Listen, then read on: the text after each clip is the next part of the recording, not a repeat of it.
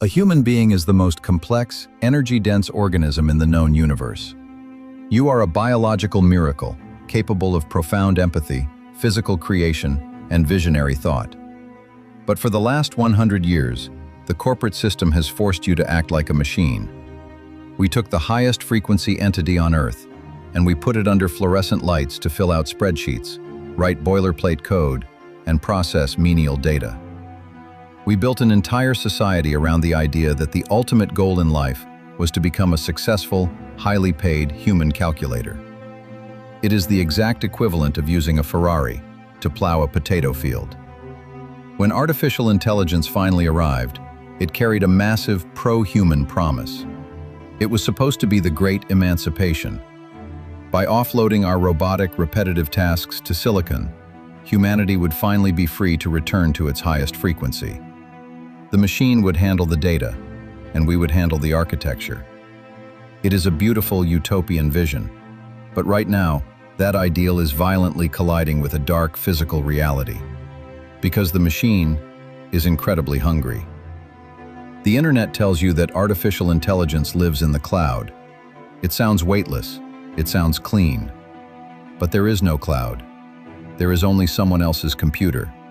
And the computers required to generate synthetic thought are heavy, hot, and incredibly desperate for physical resources. To scale the AI swarm, the tech leviathans are currently dropping massive 1-gigawatt data centers into the middle of rural America and small cities. They sell this to local politicians as innovation. They promise jobs and economic growth. But the reality is that a massive AI data center only employs a handful of technicians. The true purpose of these structures is extraction. They operate like physical black holes. When a server rack processes millions of generative prompts, it creates an extreme thermal load. It generates massive amounts of physical heat. To keep the silicon from melting down, these facilities must quietly drain millions of gallons of fresh water from local aquifers and municipal reservoirs just to run their cooling towers. Simultaneously, they are pulling so much electricity from the legacy grid that local residential power prices are surging. Utility companies are already warning of rolling blackouts.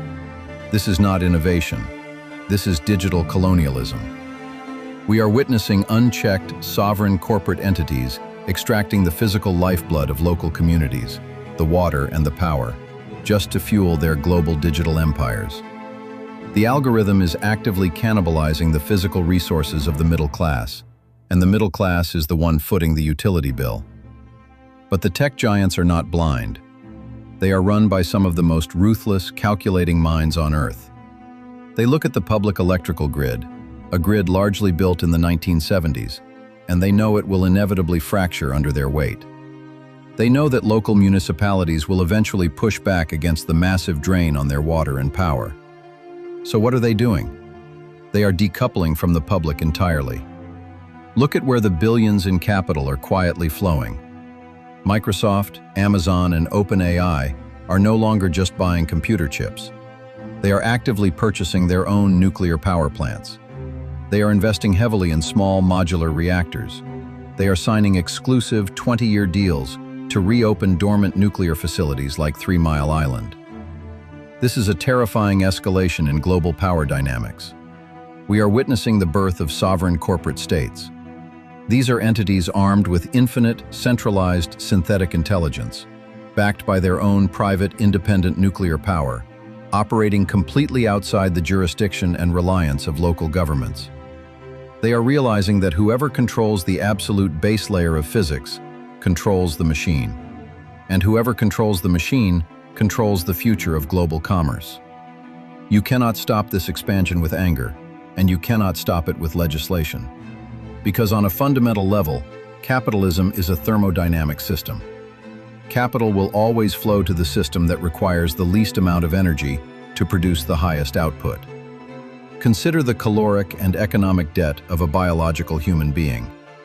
It takes 22 years of agriculture, global food logistics, housing, transportation, public schooling, sleep, and emotional overhead just to get a human to the point where they can sit at a desk and write a functional line of code. The thermodynamic cost to society to produce one single knowledge worker is astronomical. Now, look at the synthetic watt. Once an AI model is trained, the inference cost, the electricity required to write that exact same line of code, is measured in fractions of a cent. The machine does not require a mortgage. It does not require a healthcare plan. It does not need 8 hours of sleep, and it does not suffer from biological burnout. In the thermodynamic war of cognitive labor, the biological human has already lost. The math is absolute.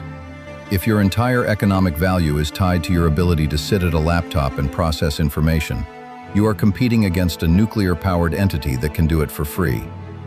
But this is not a war of human versus machine. It is a war of the average citizen versus the corporation that owns the machine. AI itself is neutral. It is simply a tool of leverage.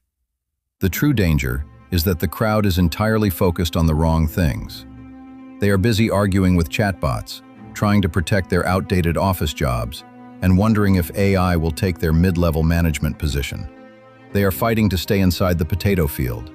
They are fighting for the right to remain a human calculator. So how do you survive this extraction? How do you secure your leverage in an economy that no longer values your cognitive tasks? You must abandon the knowledge economy and aggressively re-enter the physical economy. The push for artificial general intelligence is creating a massive, undeniable bottleneck in the real world. You cannot download a repaired electrical grid. You cannot prompt a physical server rack into existence. And when the robotic swarm breaks down, you cannot ask an algorithm to turn a physical wrench. Stop competing with a machine that runs on silicon and uranium. Shift your career, your investments, and your focus into the exact things the leviathans desperately need, but cannot print out of thin air. Energy generation, physical infrastructure, hard commodities. The data centers require millions of tons of highly conductive silver and copper.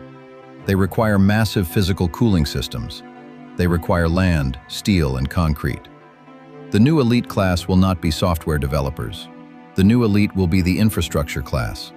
The people who own, build, and maintain the heavy physical reality that the digital world relies on to survive. Furthermore, you must reclaim the liability premium.